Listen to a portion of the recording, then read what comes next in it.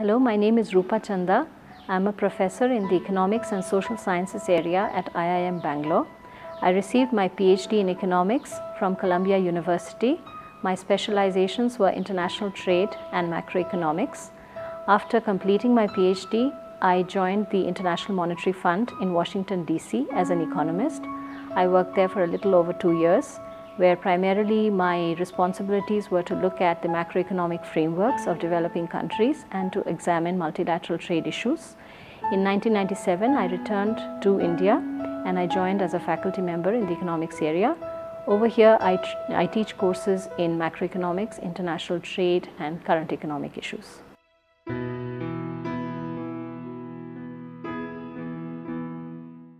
My research interests are in three broadly interlinked areas. The first area is on international trade and services. I have done several papers as well as research projects concerning opportunities and challenges to trade and services. The objective has been to understand the sectoral sort of interests that countries have in different service sectors, to understand the sorts of barriers that they face in international markets, also to examine the regulatory reform and liberalization issues which affect services, trade and investment flows, and the strategic engagement of countries in bilateral, regional and multilateral negotiations in services.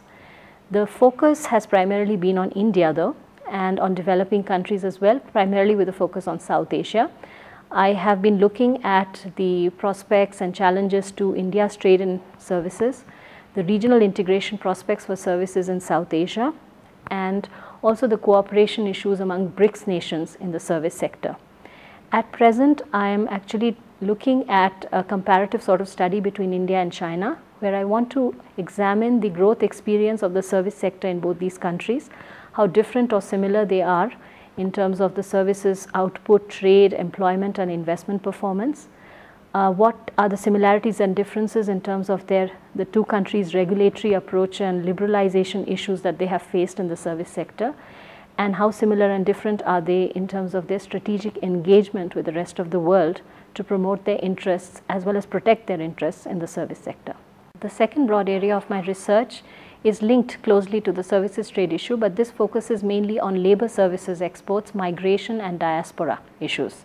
So this is actually stemming from my interest in general in professional services and healthcare, because mobility of skilled and less skilled people becomes very important in the context of many of the service sectors. So it's an important form of trade in services. So here my interest is again to understand what are the kinds of barriers that affect labor mobility, what kind of migration, cooperation and management strategies are required at various levels between countries to facilitate movement of people between countries.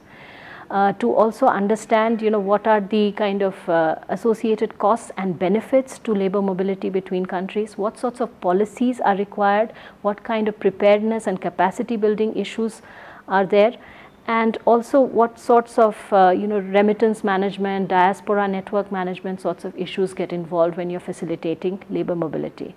In this context, a study that I'm doing looks at the demographic dividend, or the so-called demographic dividend that India has, and to what extent India is prepared at the national level or at the subnational level, at the state level, to exploit this demographic window of opportunity, given the fact that there is an aging process in many developed country markets, there are labor market shortages, there are skill mismatches. So whether India is prepared to really take advantage of this opportunity or not, and to promote its labor services exports. So this is a study that I'm currently trying to do. The third area of research concerns regional integration, and specifically looking at the impact of free trade agreements that India has signed and the implications of these agreements for Indian industry and services. I'm currently engaged in a government-sponsored study with an external collaborator at another Indian institute, where we are looking at selected FTAs that India has signed. These are with Japan, Singapore, Korea, ASEAN and Thailand. And we are looking at the impact on specific sectors such as textiles, electronics, capital goods, chemicals, gems and jewelry, etc. The idea is to see to what extent India has been able to leverage these FTAs and gain additional market access in these partner countries because of preferential liberalization that it has achieved under these agreements. The data analysis is still ongoing, and it involves extensive amount of work looking at pre and post investment and trade trends between India and these selected partner markets. The preliminary findings are that while India's exports have increased to these countries in the post FTA period, the imports have been increasing much more rapidly, and overall the trade position is going against us. So we have growing trade deficits with all these partner countries at the overall level and also at the sectoral level for most important manufacturing sectors. Also, the benefits in terms of foreign direct investment that we were supposed to get from partners like Japan and Korea, at least the ex-ante projections, have not been realized. There's been some increase, but these are not very large increases, excepting the case of Singapore. But again, one finds that perhaps the increases there are due to round-tripping of investment and other sorts of tax incentives that have been given to investors from Singapore. So the general message that is emerging from this study is that the factors that constrain our manufacturing competitiveness, the domestic issues such as outdated regulations, infrastructural and other resource bottlenecks that Indian industry is always complaining about, inverted duty structures, these sorts of factors are really preventing us from taking advantage of the FTAs.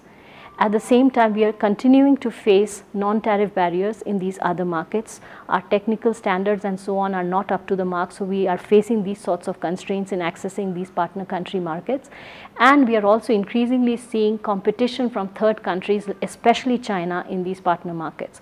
As a result, our shares in these markets remain pretty much stagnant or have increased very marginally. So the finding really is that if you want to benefit from FTAs, please address the general sorts of manufacturing competitiveness issues that we are talking about for eons in the Indian economy. The other important insight we are getting is that any sort of impact analysis of trade and investment implications of FTAs has to be very holistic and integrated sort of analysis. The reason is because today's trade and investment flows are very complex. There's a lot of two-way intra-industry trade that happens. There's a lot of linkage between trade and FDI today. Therefore, you can't simply look at bilateral trade imbalances or bilateral trade relationships to analyze what's happening in terms of the overall impact. There could be third country effects that are going on. So a much more holistic approach is required. But at the end of the day, our message would be from this study is that India should not go in for signing more FTAs unless it gets its own home in order, in the manufacturing sector especially.